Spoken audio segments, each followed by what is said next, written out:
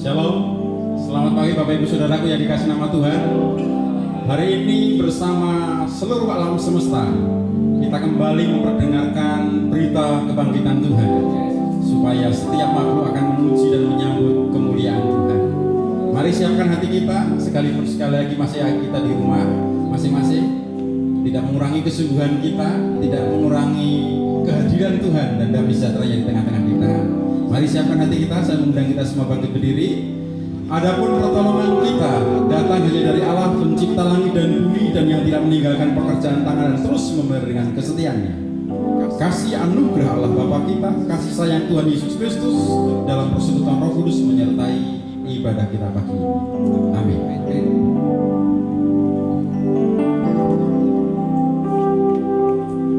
Shalom, saudara-saudara, Tuhan Yesus. Haleluya. Pagi hari ini kita merayakan memperingati kebangkitan Yesus Kristus. Percaya ke Bapak Ibu Saudara, bahwa kita adalah orang-orang yang lebih daripada menang. Amin. Haleluya. Karena kebangkitannya kita mengatakan saya sembuh. Saya dalam persoalan, saya diberikan kelegaan, saya diberikan jalan keluar. Amin. Haleluya.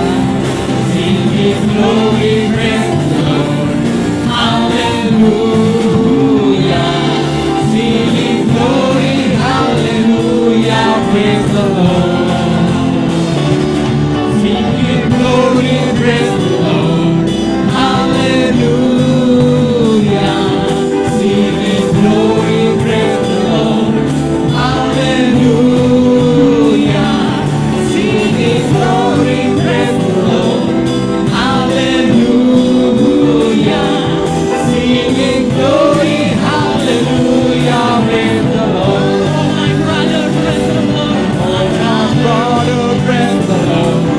Hallelujah. Oh my sister, Oh my sister, praise the Lord. Hallelujah. Everybody praise the Lord. Hallelujah. Singing glory, hallelujah, praise the Lord.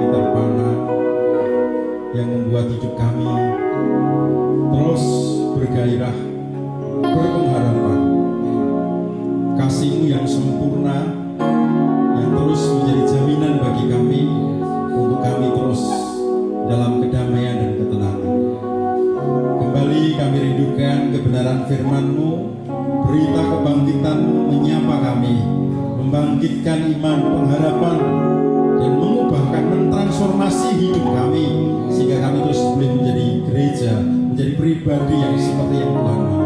Terima kasih, urapi hamba-Mu, urapi setiap kami yang merenungkan firman, dan kuasa Roh Kudus memerdekakan kami, membangkitkan kami menjadi manusia-manusia yang berkenan kepada Tuhan. Haleluya, kami berdoa, amin. Silakan duduk. Mari kita siapkan renungan kita di dalam kitab Injil Lukas pasal yang ke-24 ayat 1 sampai dengan ayat yang ke-12. Lukas pasal yang ke-24 ayat 1 sampai dengan 12 dengan tema kebangkitan Kristus membawa pengharapan baru. Demikian firman Tuhan. Dan pada hari Sabat mereka beristirahat menurut hukum Taurat. Tetapi pagi-pagi benar, pada hari pertama minggu itu, mereka pergi ke kubur membawa rempah-rempah yang telah disediakan mereka. Mereka mendapati batu sudah terguling dari kubur itu. Dan setelah masuk, mereka tidak menemukan mayat Tuhan Yesus. Sementara mereka berdiri termangu-mangu karena hal itu, tiba-tiba ada dua orang berdiri dekat mereka memakai pakaian yang berkilau-kilauan. Mereka sangat ketakutan dan menundukkan kepala. Tetapi kedua orang itu berkata kepada mereka, "Mengapa kamu mencari Dia yang hidup di antara orang mati? Ia tidak ada di sini. Ia telah bangkit. Ingatlah apa yang dikatakan kepada kamu ketika ia masih di Galilea, yaitu bahwa anak manusia harus diserahkan ke tangan orang-orang berdosa dan disalibkan, dan akan bangkit pada hari yang ketiga." Maka teringatlah mereka akan perkataan Yesus itu. Dan setelah mereka kembali dari kubur, mereka menceritakan semua itu kepada ke-11 murid dan kepada saudara-saudara yang lain.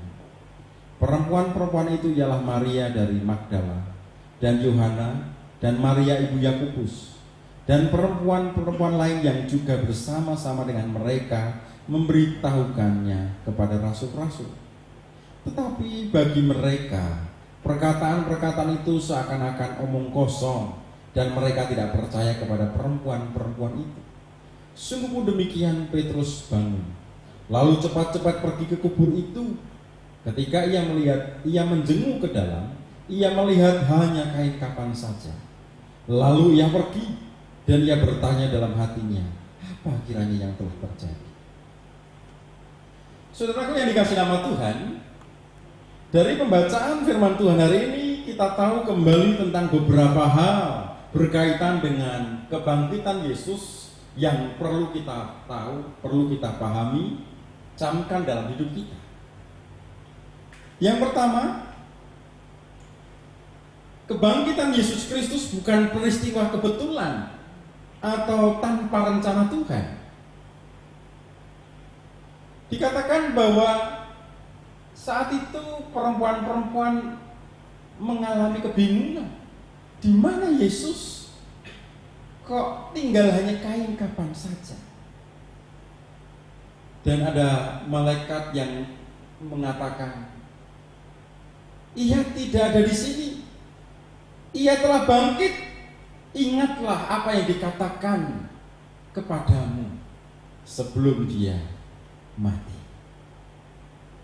Saudara yang dikasih nama Tuhan, ternyata Yesus pernah memberitahukan kejadian apa yang mereka alami saat itu.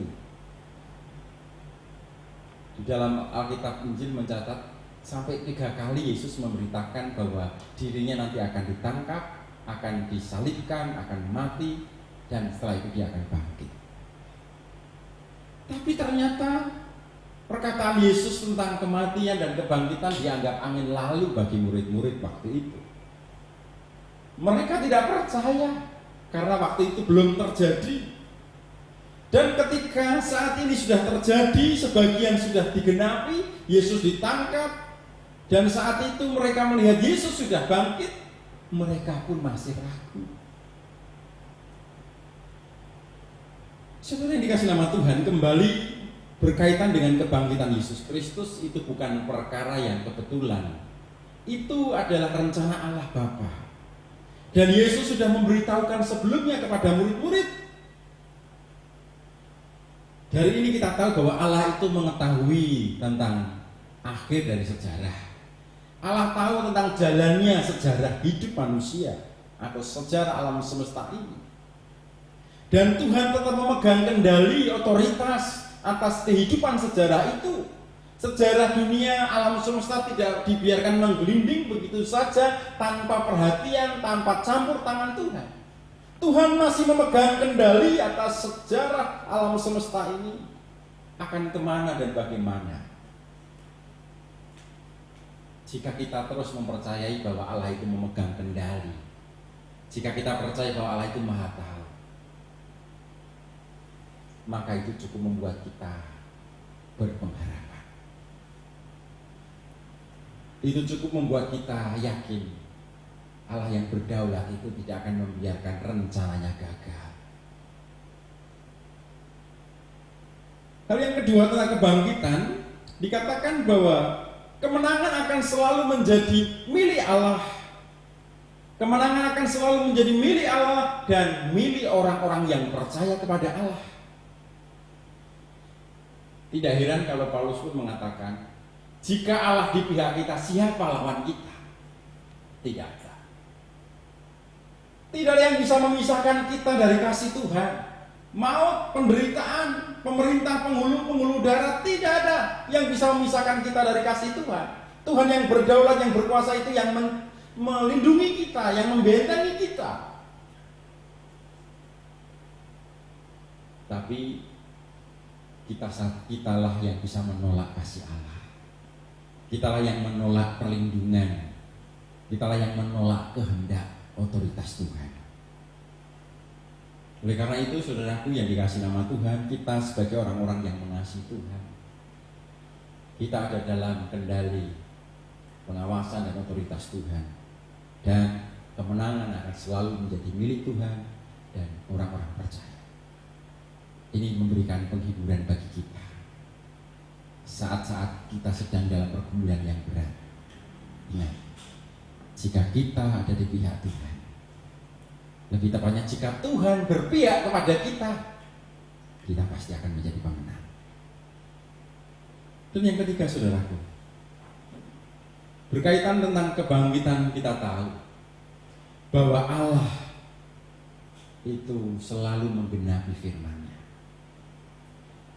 Tadi dikatakan bahwa apa yang terjadi dengan Yesus, dia bangkit.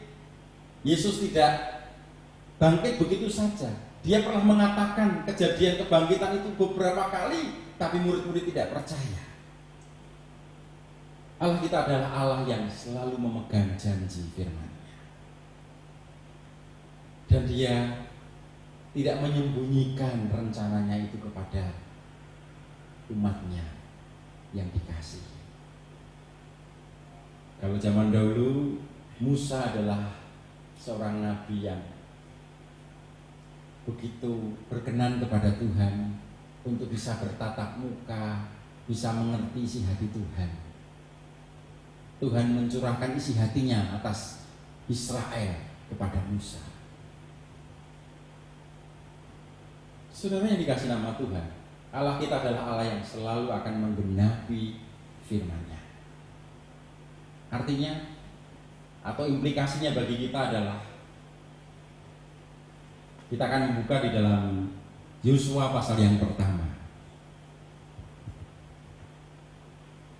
Kita ingat firman Tuhan ini, Yosua 1 ayat yang ke-7.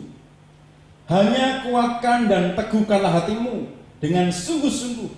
Bertindaklah hati-hati sesuai dengan seluruh hukum yang telah diperintahkan kepadamu oleh hamba-Ku Musa. Jangan menyimpang ke kanan atau ke kiri, supaya engkau beruntung kemanapun kau pergi. Tuhan mengatakan bahwa firman-Nya itu akan menuntun kita ke dalam keberuntungan. Ketika kita ada dalam firman Tuhan, kita ada di dalam hati Tuhan. Tuhan menjamin keberuntungan menjadi bagian kita. keberuntungan itu menjadi berkat bagi setiap anak Tuhan. Oleh karena itu, mari kita pegang janji Tuhan. Kita pegang firman-Nya. Pegang, itu bukan dipegang begini, kemana-mana kita pegang Alkitab. Dipegang artinya kita hidupi firman Tuhan, dan pasti hidup kita akan seturut dengan kehendak-Nya, seturut dengan rencananya, dan kita akan mengalami janji-janji Tuhan. Karena janjinya pasti akan digenapi. Allah tidak akan pernah menganulir, membatalkan firman-Nya. Jangan menyimpang ke kanan dan ke kiri. Kita bertindak dengan sungguh-sungguh sesuai firman Tuhan. Kita akan bertemu dengan penggenapan janji Tuhan. Oleh karena itu, saudaraku, kembali kepada berita kebangkitan yang saat itu diterima oleh murid-murid Tuhan. Walaupun saat itu mereka masih ragu, ini menjadi pelajaran bagi kita bahwa Tuhan memegang kendali, rencananya pasti digenapi. Tuhan tidak membiarkan sejarah dunia berjalan di luar kendalinya. Tuhan tetap memegang, dan Tuhanlah yang akan menjadi pemenang akhir. Dan orang-orang percaya yang terus ada di dalam rencananya, ada di dalam firman-Nya, hidup sesuai dengan hati Tuhan, mereka lah yang akan beruntung, mereka lah yang akan hidup di dalam kemenangannya. Saudaraku yang dikasihi nama Tuhan, karena Tuhan sudah bangkit seperti yang dijanjikannya, sebenarnya untuk apa, atau makna apa, manfaat apa kebangkitan Kristus bagi umat manusia? Saudara yang dikasihi nama Tuhan, Yesus harus bangkit. Karena firman Tuhan katakan, seandainya Kristus tidak bangkit, sia-sialah iman kita, sia-sialah pemberitaan kita tentang Yesus Kristus, sia-sialah pemberita-pemberita, pengajar-pengajar, sia-sialah jerih lelah kita di dalam Tuhan, sia-sia. Tapi kebenarannya Yesus benar-benar sudah bangkit. Kebangkitan Kristus adalah memproklamasikan bahwa Tuhan menang atas maut. Sebagaimana dikatakan di dalam 1 Korintus 15 ayat 55, hai maut, di manakah sengatmu? Hai maut, di mana kuasamu? Sampai segitu saja, hanya segitu doang. Seakan-akan Tuhan mengejek kepada maut, karena maut telah dikalahkan. Yesus bangkit menunjukkan otoritasnya atas maut. Dan bukan itu saja, bagi orang percaya, kita pun mendapatkan otoritas atas kebangkitan Kristus. Mari kita akan membaca di dalam 1 Petrus pasal yang pertama. 1 Petrus pasal yang pertama ayat yang ketiga sampai dengan ayat yang keempat. Demikian firman Tuhan. Terpujilah Allah dan Bapa Tuhan kita Yesus Kristus, yang karena rahmat-Nya yang besar telah melahirkan kita kembali oleh kebangkitan Yesus Kristus dari antara orang mati kepada suatu hidup yang penuh harapan, untuk menerima suatu bagian yang tidak dapat binasa, yang tidak dapat cemar, dan yang tidak dapat layu, yang tersimpan di surga bagi kami. Kebangkitan Yesus Kristus melahirbarukan kita, menjadikan kita manusia yang tidak lagi dikuasai oleh kematian atau maut selama-lamanya. Saatnya kita pun akan dibangkitkan bersama-sama dengan Kristus untuk menerima apa yang tidak dapat layu, apa yang tidak dapat cemar, yang tersimpan di surga bagi setiap orang yang percaya kepadanya. Suatu yang luar biasa. Kemenangan Kristus itu juga adalah kemenangan kita atas maut. Kita mendapatkan jaminan untuk kita memperoleh kehidupan yang kekal. Hal yang kedua, makna atau manfaat kebangkitan dikatakan di dalam kitab Roma 14 ayat yang ke-9. Roma 14 ayat yang ke-9. Di situ dikatakan bahwa Yesus bangkit supaya dia menjadi Tuhan atas orang yang mati dan yang hidup.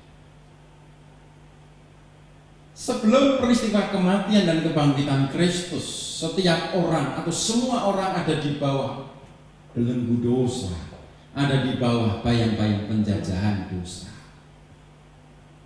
Kebangkitan Kristus memproklamasikan bahwa sejak saat itu setiap orang yang percaya ditarik di bawah kendali otoritas Kristus, tidak lagi di bawah bayang-bayang kutuk dan dosa.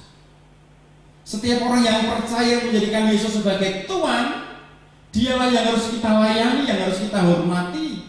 Tuannya tidak lagi iblis, tidak lagi dosa, tapi Tuannya adalah Kristus. Dan siapa yang menjadikan Yesus sebagai Tuhan? Yesus adalah Tuhan yang baik, Tuhan yang baik, yang tidak menjajah, tapi yang memberi kelegaan, kedamaian. Oleh karena itu, saudaraku yang dikasih nama Tuhan, sejak peristiwa kebangkitan itu, sesungguhnya iblis mulai kecut hati, karena mulai satu demi satu jiwa-jiwa yang selama ini mengabdi kepadanya telah direnggut oleh Kristus, dijadikan hamba atau milik Kristus. Iblis mungkin semakin gemas, geram, kalau bisa, tapi dia tidak bisa merebutnya lagi. Apa yang menjadi milik Kristus, Kristus tidak akan biarkan lepas atau terhina. Itulah yang menjadi berita anugerah bagi setiap kita. Kebangkitan Kristus melahirkan kita ke dalam sebuah kehidupan yang baru, dalam sebuah pengharapan, karena Kristus menjadi Tuhan. Dan selanjutnya yang ketiga, karena Kristus menjadi Tuhan, Dia adalah juga kepala gereja. Dikatakan bahwa karena Dia adalah kepala, semua telah diletakkan di bawah kaki Kristus. Kristus yang adalah kepala, semua diletakkan di bawah kaki Kristus, tunduk dalam otoritas Kristus. Sementara kita adalah gereja milik Kristus. Artinya Tuhan yang akan memelihara kita dengan segala apa yang ada. Tuhan yang akan menghidupi kita, tubuhnya, gerejanya. Dan segala kuasa-kuasa itu tidak lagi berkutik berdaya ketika kita di bawah otoritas Kristus. Perlindungan Kristus itu sempurna. Oleh karena itu, Bapak Ibu yang dikasihi nama Tuhan, jangan sampai kita meninggalkan kasih Tuhan. Jangan sampai kita mengandalkan kekuatan kita sendiri. Mari ayat ini kita baca supaya kita lebih jelas di dalam Efesus pasal yang pertama, Efesus 1 ayat yang ke-22.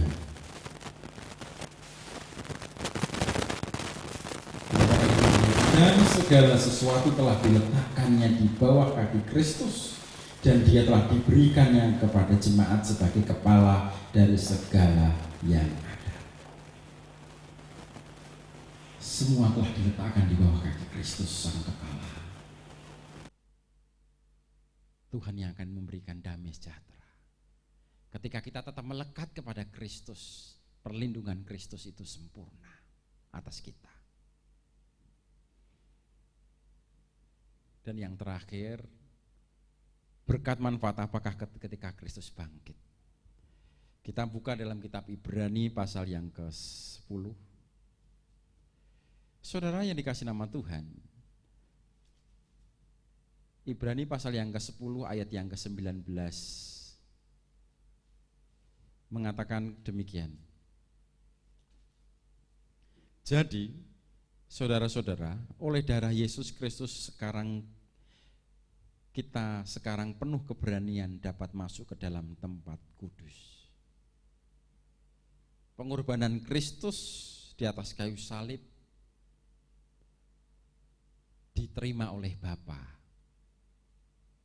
Dan dalam peristiwa penyalipan itu, tirai bait Allah dalam perjanjian lama di Israel sana, bait Allah terbuka. Tidak ada lagi sekat yang memisahkan antara ruang kudus dan maha kudus. Sebagai gambaran bahwa Allah telah menerima korban Yesus Kristus, dan Yesus Kristus layak untuk memperdamaikan manusia dengan Allah Bapa. Di dalam Yesus Kristus kita boleh menyebut ya Aba, ya Bapa. Kapanpun, dimanapun kita bisa menghampiri Tuhan jika kita mau. Oleh karena itu penulis Ibrani menasihatkan kepada kita untuk kita menggunakan kasih karunia yang diberikan kepada kita. Pertanyaannya adalah, jika sudah sedemikian sederhana cara ibadah kita, sudah sedemikian mudah cara ibadah kita, dipermudah daripada cara ibadah orang-orang perjanjian lama, seringkali kita tidak menghargai kemudahan itu sebagai anugerah, karena kita tidak bisa melakukan dengan sempurna apa yang Tuhan tuntut. Tapi kita menganggap itu sebagai murahan, dan kita tidak menghargai kesempatan yang Tuhan beri untuk kita menghampiri Allah. Saudaraku yang dikasih nama Tuhan, peringatan kebangkitan Kristus saat ini bertepatan dengan situasi pandemi corona yang menimpa umat manusia. Namun berita kebangkitan itu terus harus diberitakan. Dan berita kebangkitan itu juga saat ini diperdengarkan kepada kita orang-orang percaya. Ingat, Tuhan mengendalikan sejarah. Tuhanlah yang nanti akan jadi pemenang. Ingat, sehingga firman Tuhan ini tetap mengatakan jangan takut. Jika hidup kita tetap melekat kepada Tuhan, kita tahu apa perjalanan kita. Sentosa, selamat, kemenangan menjadi bagian kita. Sekalipun penderitaan, tantangan yang mungkin kita akan hadapi di hari-hari ini, atau kita tidak tahu apa yang akan terjadi di depan kemudian, bisa Tuhan mengendalikan semuanya itu, dan Tuhan rencananya itu baik, bukan rancangan kecelakaan, tapi rancangan masa depan yang berharap itu bagi setiap kita yang mengasihi Tuhan. Oleh karena itu berita kebangkitan ini perlu kita perdengarkan. Bukan dengan sebuah sikap yang arogan, sombong, kita mengatasi semua, tapi tetap dengan kasih. Terlebih saat-saat ini dunia memang membutuhkan kabar, pengharapan, tapi dunia pun saat ini membutuhkan uluran tangan kasih,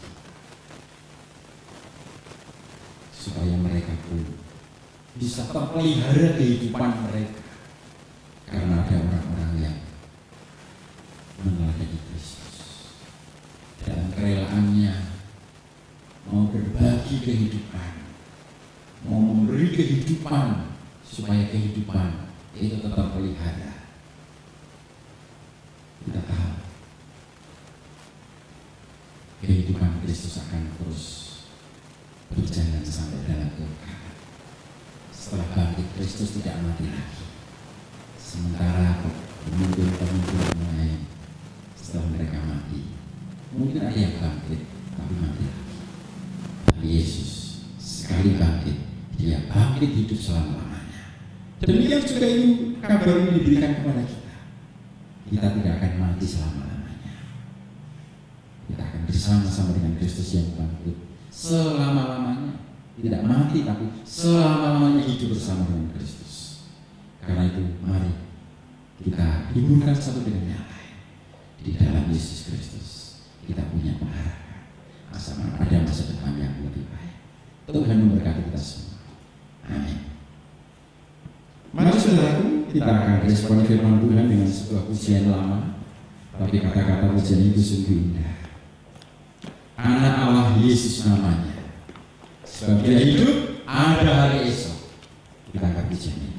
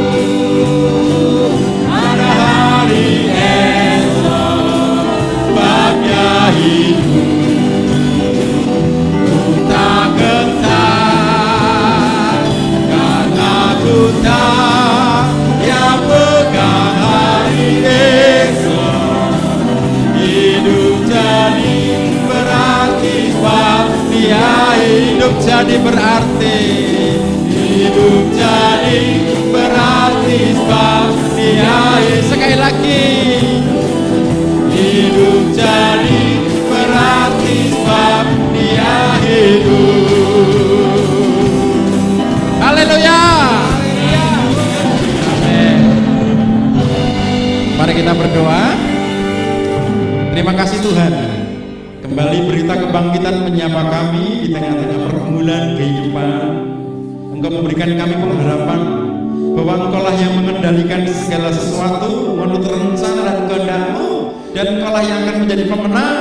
Engkau akan membawa kami menjadi lebih daripada pemenang dalam setiap pergumulan persoalan yang terjadi ketika kami ada di dalam rencana, ketika kami hidup dalam seluruh firman-Mu, ketika kami memegang janji-Mu dalam setiap langkah kami, maka kami menjadi orang yang beruntung, kami menjadi orang yang diberkati dan menjadi berkah.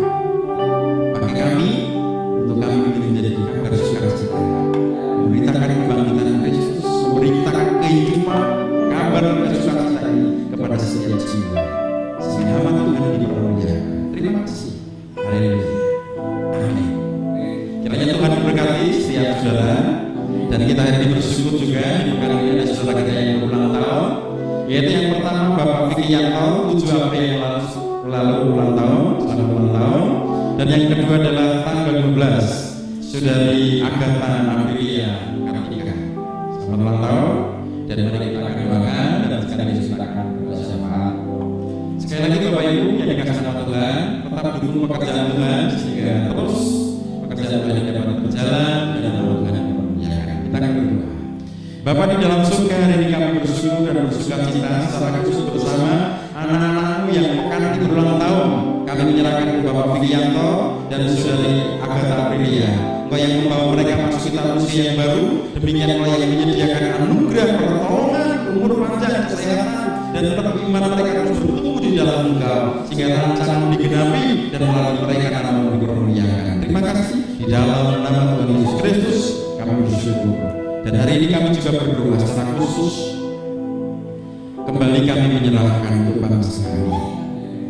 Biarlah Tuhan mengampunan atas negeri kami, kasih karunia atas bangsa ini, sehingga bangsa ini terus ada dalam pemeliharaan Tuhan, dalam rencana Tuhan.